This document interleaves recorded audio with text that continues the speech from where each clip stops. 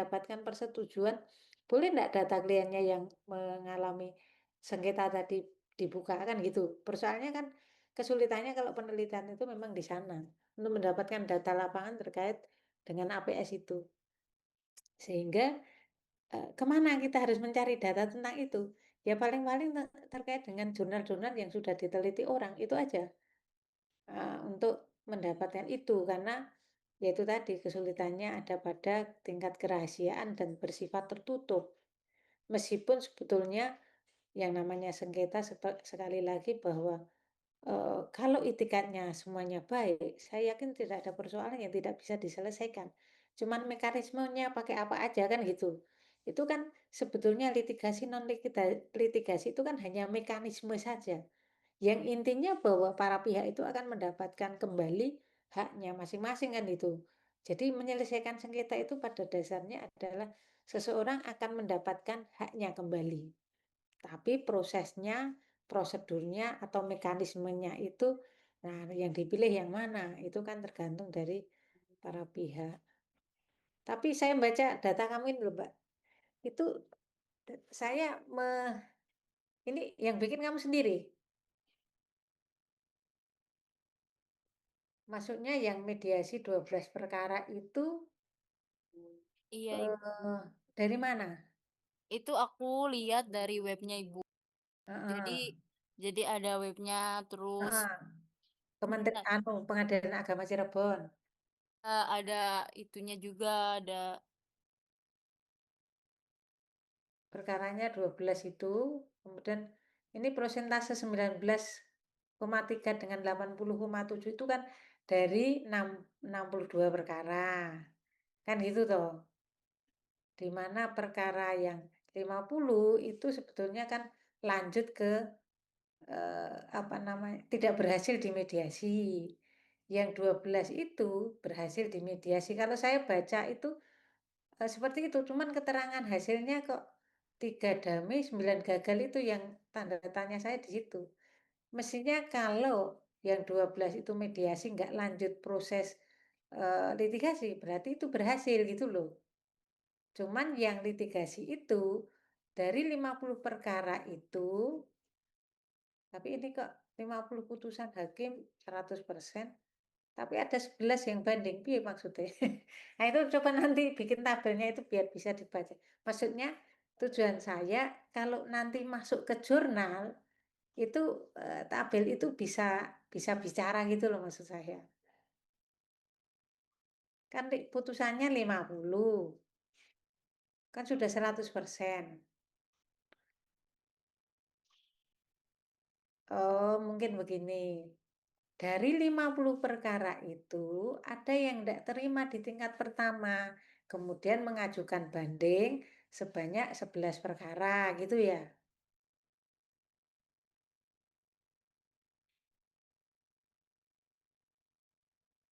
saya salah yang saya yang salah bikin tabelnya, Bu. Hmm, ya maksudnya biar tabel itu bisa bicara gitu loh maksud saya. Iya, Kalau Ibu, baik heeh, masukannya. kalau grafik yang bawah itu jumlah perkara tadi ya. Mungkin yang 12 itu yang berhasil dimediasi, kemudian yang 50 tidak berhasil dimediasi, sehingga proses lanjut, proses peradilan. Jadi karena tidak berhasil dimediasi sehingga lanjut pada pemeriksaan perkara sampai putusan kan begitu ya? Bu,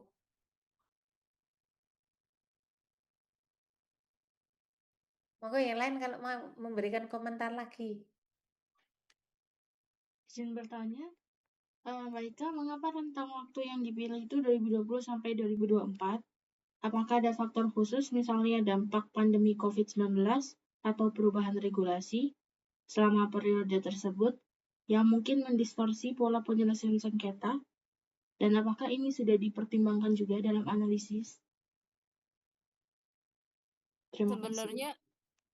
sebenarnya nggak ada waktu yang khusus aja sih, Mbak. Cuma karena yang, data yang diperoleh gampangnya yang itu, ya udah saya masukin itu gitu loh, Mbak. Bukan karena ada spesifikasi karena Covid atau apa, enggak sih, cuma adanya waktu itu maksudnya dicari-cari tuh adanya yang bagusnya tuh itu gitu. Saya tertariknya itu gitu, jangka segitu.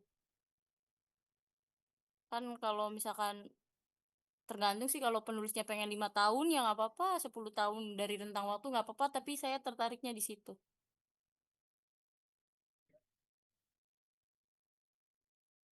Supaya, eee, murobahahnya itu sebetulnya murobahahnya menjadi bagian judul, tapi isinya kan sama sekali tidak bicara murobahah ya. Cuman data yang diselesaikan itu akad murobahah kan gitu ya. Iya, Bu. Tapi kan tidak bicara mengenai, murobahahnya sendiri.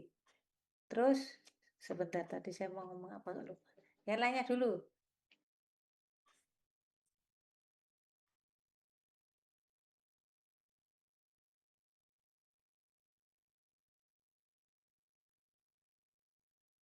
Oh, efektivitas hukum ya.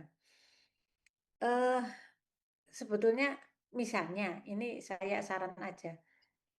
Mbak Eka ingin memotret bahwa ada sengketa murobahah di Pengadilan Agama Cirebon selama 4 tahun terakhir itu ada 62 perkara murobahah ya.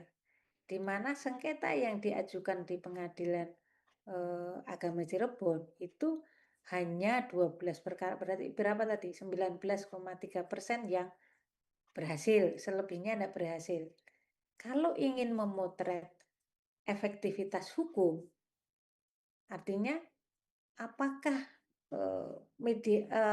penyebab gagalnya mediasi itu karena memang mediasi itu sebetulnya nggak efektif untuk menyelesaikan sengketa. Misalnya ya, karena tingkat kegagalannya lebih tinggi daripada keberhasilan. Nah, itu menunjukkan bahwa itu tidak efektif. Bisa enggak arahnya ke sana? Karena untuk mengatakan itu efektif atau tidak, itu kan ada teorinya. Teori efektivitas hukum. Misalnya, jadi menganalisis suatu persoalan itu didukung dengan teori. Mbak Ika bisa ngambil teori efektivitas hukumnya Suryono Sukanto atau teori efektivitas hukumnya Anthony Allot. Yaitu ada beda sedikit sudut pandang. Kalau Suryono Sukanto itu memang lebih ada 5 alat ukur itu ya. Mengapa itu kok nggak berhasil? Berarti kan nggak efektif.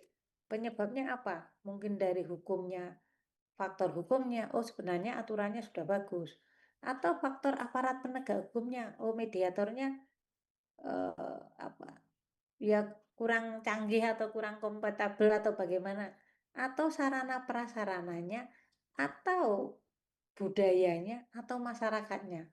Nah, maka endingnya itu dikatakan tidak efektif jika ada salah satu dari kelima indikator itu yang tidak terpenuhi, misalnya begitu.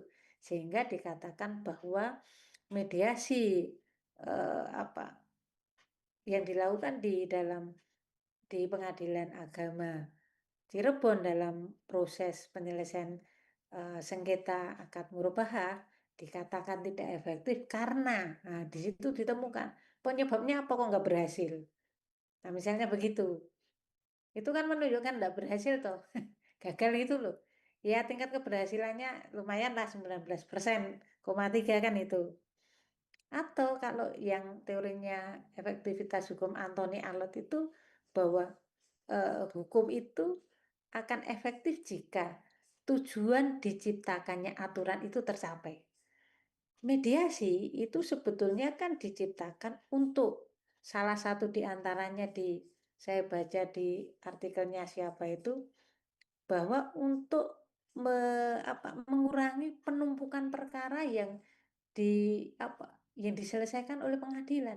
Jadi kalau bisa itu jangan sampai proses eh, pemeriksaan perkara yang perlu itu cukup dimediasi, mereka diselesaikan, nggak sampai pada proses yang berlanjut yang membutuhkan waktu, biaya dan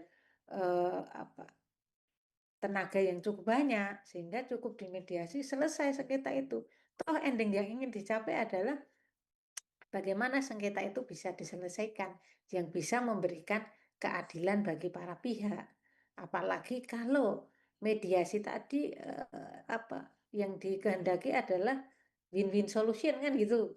Dibandingkan dengan mungkin kalau tuh ada proses perkara